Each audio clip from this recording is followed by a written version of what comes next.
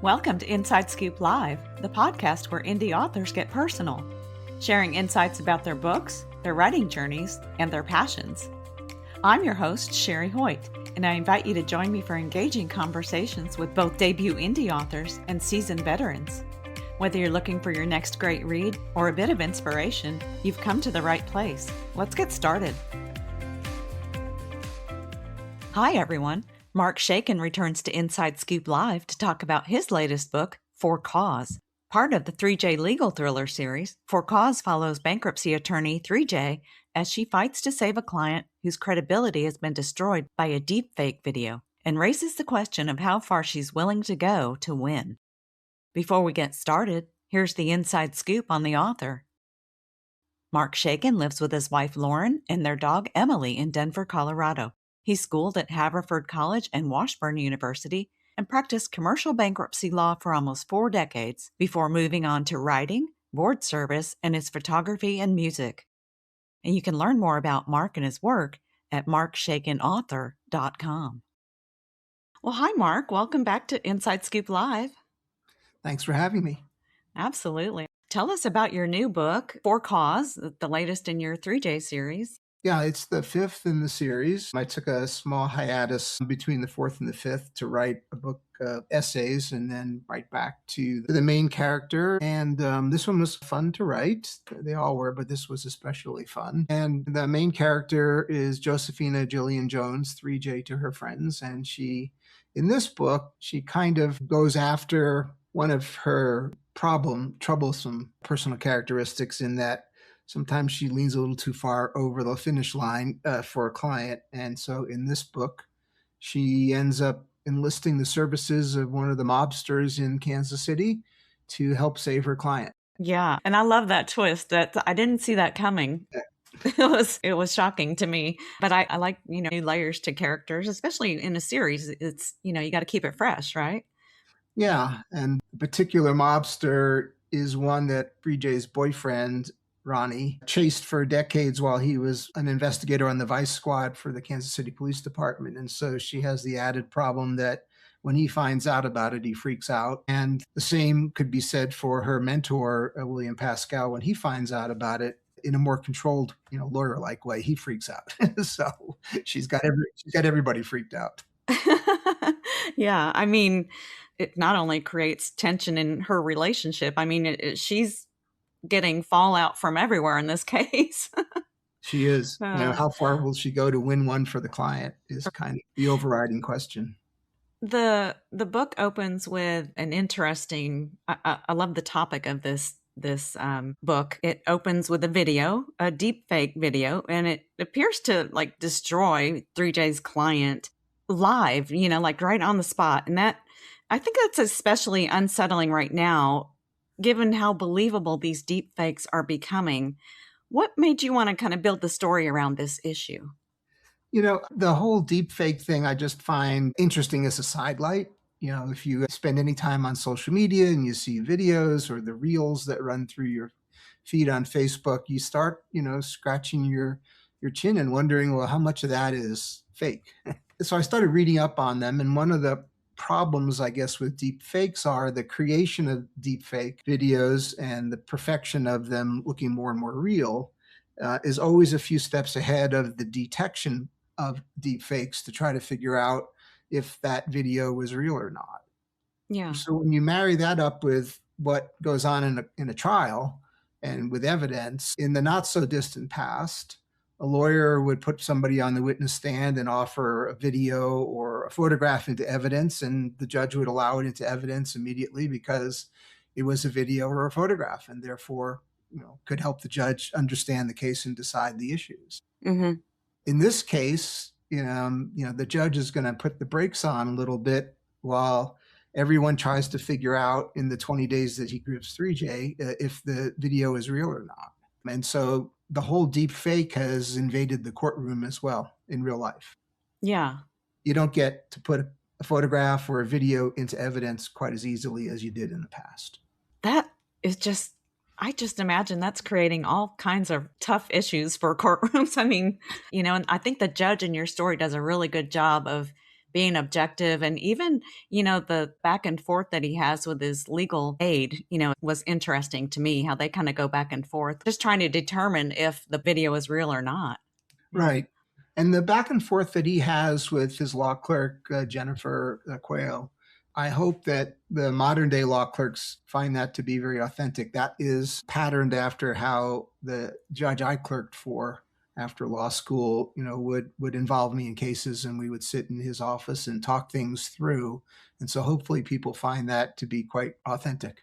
Yeah. And what a great learning experience for the clerk. Yeah, Yeah. sure. Yeah. Yeah. Tell us a little bit about the debtor, Remy Paxton. He makes a really strong first impression, and you just want to. I mean, I just wanted him to get justice immediately. What is it about him that makes people just want to root for him? He's just one of those, guys from, he grew up in Western Kansas, and he's just one of those guys that people, want to like, and he makes it very easy for them to like. He married his high school sweetheart, Bree, and together they make a compelling pair.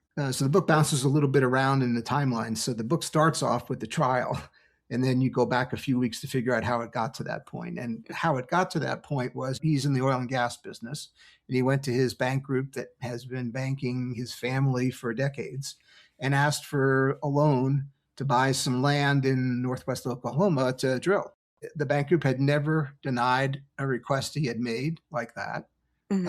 And they deny this one based on the video, that they're the ones that found it and saw it. And so he's not terribly believable all of a sudden to the trusted bank group that had been in partnership with him, I guess is one way of describing it, over the decades. Yeah. But the bank group composition changed. And so one of the new players in the bank group has got some reason, I won't give this away, why they don't want Remy to get the loan.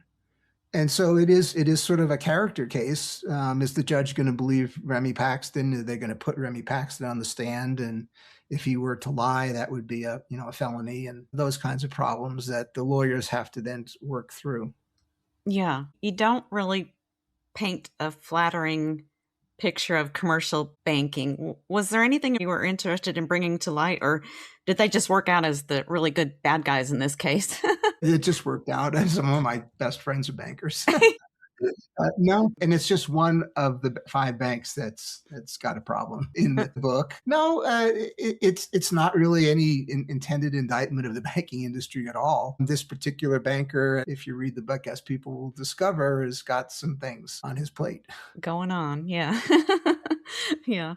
I think one of the things that keeps you reading for cause, and I mean, for me, kind of glued to the pages kind of reading, is how many layers of fraud are working underneath the case. It's like you don't know who to trust. And why was it important to show just how hard it can be to know who to trust? Yeah, I kind of like that theme, that I don't want the readers to get too comfortable with any of the characters. Mm. And so I certainly enjoy creating imperfect characters. I've talked about this in the speeches I've given. I enjoy that because I'm imperfect, and so is everybody that I've ever bumped into. And so I enjoy the good bad guys or the bad good guys kind of thing. That no, very few of the characters are bad people, and very few of them are good people either. So I do enjoy creating that type of tension in the character development, and it gives me also the opportunity in the storyline to kind of keep the reader guessing. Yeah, like you said, nobody's perfect. And when I read about perfect characters, I become disinterested very quickly. Maybe because I can't relate. I don't know. Yeah, exactly. Yeah. Uh, That's me anyway. I enjoy the Mickey Haller and the Harry Bosch kind of characters from Michael Connolly because they get all kinds of problems and they're not perfect, but it keeps me very interested in the storyline. it Yeah. does. It does. Yeah. Tell us a little bit about Leah Bell Thomason. She becomes a key figure in the case, and she, I feel like she brings the human cost of all this fraud into focus. What does her journey add to the story? So I have to figure out a way to explain this without giving everything away, Uh, because she becomes a pretty important character in the book. She's the bad banker's girlfriend to start with. She's Wayne Schumacher's girlfriend and works at the bank. And has just had one of those lives where she seems to attract men that aren't good for her, and that everyone around her thinks that she could do much better in life if she just would. She's got a connection. She's got a connection to the mobster that I won't give away, and she plays a role in the trial that I won't give away. And I've had her, or at least that type of character, in my mind for several books, and I just didn't have a good way to weave her into the prior four books. Hmm. But it seemed to fit nicely into this storyline. And so there she is. Hopefully, people enjoy her. I envision that, someday if this ever gets to be a movie, that it would be Linda Evans playing Leah Bell. Oh, I love Linda Evans. Yeah. Oh. Yeah, I liked her character and I liked her backstory. She brought just that extra element to the case, you know. So Yeah. that was very enjoyable. Yeah. We want to back up a little bit because we talked a little bit about, we talked about good guys and bad guys and 3J's decision to work with the mob boss, Robbie McFadden, and how it creates, that tension, or I would say more than tension, with her partner and her boyfriend. What does it do to her internally? How does she feel? So in each of the books, she's presented with, a lawyer would call it some kind of ethical issue. I mean, I think the rest of the world would call it maybe a moral issue, Mm, which would be how far does she go to do what she wants to do, for the client, for herself in some of the books. And that's a flaw that she's had since she was a kid growing up in New Orleans. And the four previous books trace some of that with a flashback or two to New Orleans, and it's just something that she can't seem to undo. She runs toward danger, is one way of describing it, yeah. or she, puts on wax wings and flies too close to the sun in the old myth, Mm, and that's kind of her thing. And she's always managed to pull back in time to save the client and not end up on the wrong side of the line. And this book, there's more need for her to be on the other side of that line more often. It's not a one step problem. And yeah. so that other side of the line is the dark side, where Robbie McFadden hangs out. And so she ends up interacting with him somewhat regularly, all the while, her boyfriend and her mentor telling her that it's a terrible mistake, and he's not a good Samaritan, and he doesn't do things for free. Right. And then at the same time, like you were mentioning about there are good bad guys and bad good guys and all that. And, we see a different side of Robbie McFadden in this story as well. And Robbie and 3J's relationship, it was just so interesting to me to watch their dynamic, as they navigated this new course for both of them. Yeah, Robbie McFadden, fancies himself as somebody who's good for Kansas City, even though, he does things that are illegal. And he invokes the name of a guy from the 20s, 30s, and 40s in Kansas City, Tom Pendergast, who was real. Hmm. And he, contrary to popular belief, he was never the mayor of Kansas City nor any elected official. He was just the boss. And he sort of ran the city from this small, dumpy office on Main Street just outside of downtown. And, the historians all debate whether he was good or bad for the city. But whether he was good or bad, he was there. And he did favors for people. And then people owed him favors back when he called in the chit. And McFadden fancies himself a modern day Pendergast who's good for the city. And in some respects, fashions those things that he does that are good after the way that Pendergast ran the city in the small non political office that he had. Yeah. And he really does believe himself to be an important part of the city. And I suppose he is. Yeah. Just like Pendergast, he does some things that are good for the city with ulterior motives because he's a mobster. And he does some things that are, clearly not so good for the city. You see the murder for hire side of him in some of the other books. So, he's not a good guy, but there's a part of him that's not a bad guy.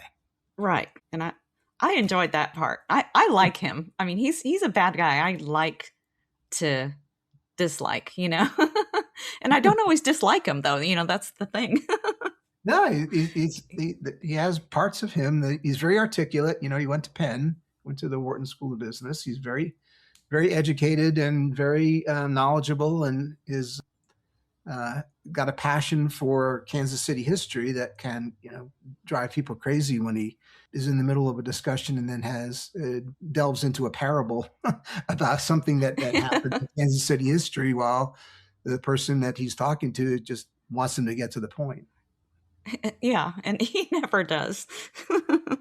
He winds around. Yeah, he's less direct, but he's a good. It's a good way for me to be able to use his Kansas City history parables in the book because I'm interested in that. His parables are all true or true enough, Yeah. and it gives me a chance to sort of mix fiction and fact. Yeah, it's a great way to incorporate the history, and that's one of the features in your novels. The Kansas City and jazz history, they're woven throughout your series. And in this book, the scene where 3J walks along Vine Street and looking for the old Cherry Blossom Club, I love that scene. Why was it important to bring that particular piece of Kansas City history into the story?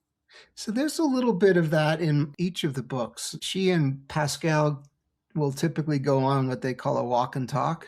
In this book, she does this walk alone, so there's no one to talk to because everybody's angry with her for having cuddled up to the mob in this case. But in one of the books, she and Pascal end up at the Negro League Baseball Museum in Kansas City for some inspiration. There's a field of dreams of sorts inside that museum and statues of some of the old Negro League Hall of Famers, and they go there for inspiration. There's one where they end up near the big art museum in Kansas City and walk around the gardens there. And so it's a way for me to incorporate things about Kansas City or scenes in Kansas City to give the non-Kansas City reader a flavor of the city, because it is a surprisingly interesting place. It's not really a tourist destination, but it's a surprisingly important place in all types of American history. So Yeah. this gave me a chance for her to walk Vine Street, which was in the day the hub of the Black economy. Mm. And it was nationally known. People would come from all over the country to hear the jazz that was being played on the clubs in Vine Street. And the Cherry Blossom was a real club burned to the ground, but it was a real club. It really was the place that Count Basie hung out, and then Jay McShann, and before that, Benny Moulton. So, super legendary Oh, wow. cornerstones of American jazz. And she goes there for some inspiration, but she doesn't really get it. Along with the Kansas City history, you also use real restaurants in your story, and that also gives the books such a strong local flavor. Which places were you most excited to include in For Cause? So there's one in particular that's a few blocks from where 3J lives, and it's called the Belfry. It's owned by Selena Tio, who's a James Beard chef in Kansas City, and she makes her own bourbon, and so it's a great place. Oh, wow. It's a really great place to go. Selena had a restaurant that was just blocks from where my family and I lived, which is where we met her, and now she's just outside downtown. Oh, wow. I love the food in your stories too. I know it's just Those are all right off her menu. oh, you can almost taste them, Love it. One thing when I was reading your story, it was fun to read, but it was scary too because, and I'm referencing the deep fakes again. It made me just wonder, like, do you think the legal system is equipped to handle a world where this authenticity of evidence comes into question? I don't know. It's such a different thing Yeah. than the things that we were all taught when we went to law school. So I really don't know the answer to that. The idea that if you don't like what somebody is saying, you just yell out fake news, that didn't exist, for the bulk of well, certainly didn't exist when I was in law school in the 70s, but it didn't exist for the bulk of my career.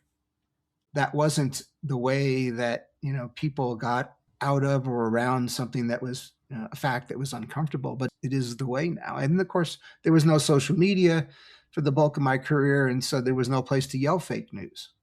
Right. Right. And now there is, and so people do. Yeah. That's so interesting too. It's like, there was no Facebook. There weren't, today Facebook provides what, millions of jobs and, all of these new jobs, new news, it's just the world has changed so much in 10 years. Yeah, it's changed, and the pace of change is dramatically increased. My wife and I were laughing about this. We're going to sound like we're from the ancient times, but the old way that we got news was we got up in the morning and the Kansas City Star was sitting on our front porch, and we brought it in and read it and went to work. And the next round of news was the next morning. Yeah. And there was no mobile phone, and I to look at and get news updates, by the nanosecond, or a Facebook feed where, three-quarters of whatever I'm reading is likely not really true, Right. when it comes to the news cycle. So not only is the access to all this overwhelming, but the pace is really too much for Yeah, me it is. as the old guy in the Oh, room. no. I think it's too much too. I don't listen to news. I really have a hard time scrolling social media too, I Yeah, do it for work, but that's about it. yeah, yeah. Yeah. You mentioned earlier about, if this ever goes to screen. What do you envision? Do you envision like a Netflix kind of series or I gave a speech in Kansas City in this past March, so last year, and it was fun because the room was filled. There was 100 plus people there, and you stay and answer questions afterward. And I don't talk about movies when I speak. The speech was about the use of American history in fiction, and somebody asked me if I'd ever thought about having the series somehow support a movie, and I just chuckled and I said, "Sure, you want to be my agent." And apart from knowing that Kerry Washington would play 3J, I don't allow myself to go much further in that fantasy. Oh, perfect. Yeah, she's perfect. Well, each book could be a Netflix episode, or even make it a couple episodes each, but I can picture it. Look at the Yeah. Lincoln Lawyer and, things like that. Yeah, exactly. I told my wife if it ever actually happened that I would probably be gone for months, and I would write a postcard every once in a while from Hollywood. Oh, that would be very interesting, very exciting, I imagine. So, the ending of For Cause feels like there's more ahead for 3J. How far do you plan to take the series? Well, at least one more book, because all of the books so far, in my mind, could be read as standalone, and you don't have to read them in order to Mhm. sort of enjoy the story and get to know 3J. This time, I didn't end the story. And without giving away what exactly that means, what it means for me is that I intended that the next book would pick up exactly where this one left off, with the Oh. conundrum that 3J now finds herself in. So all the other books mostly resolved by the end. This one doesn't. And so the story picks up with a brewing problem for her. And I did that on purpose, of course, and I thought that would be fun to try that style of writing to see, how I like it.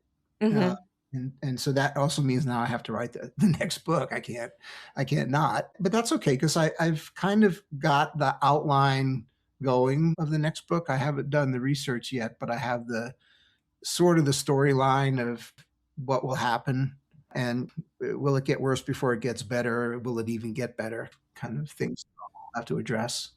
Yeah, it's interesting, and it does take the series in a different direction because each case is a standalone novel, so it's tidy. And I think that's what keeps the series fresh too. Not that you can't make a continuation interesting, because Yeah, people do it all the time. yeah. I mean, exactly. But I've not done it this style of kind of what comes next, and so I'm excited to see how that actually plays out for me. Yeah, yeah. Well, Mark, did you have anything else you wanted to add for our listeners today? No, it's been great talking to you, Sherry, as always. Yeah, great to catch up. I always look forward to getting that email saying another 3J novel's out. So, Okay, well, one a year because I tried two a year and that almost killed me. So Yeah, I you'll can get imagine. next winter, this coming winter. All right, nice. Okay. Well, Mark, thank you again so much for joining me, and wonderful to catch up. Thanks again. Appreciate it. Thank you so much for joining me today for my interview with Mark Shaiken, author of For Cause. You can learn more about Mark and his work at markshaikenauthor.com. And be sure to check out our other interviews at InsideScoopLive.com.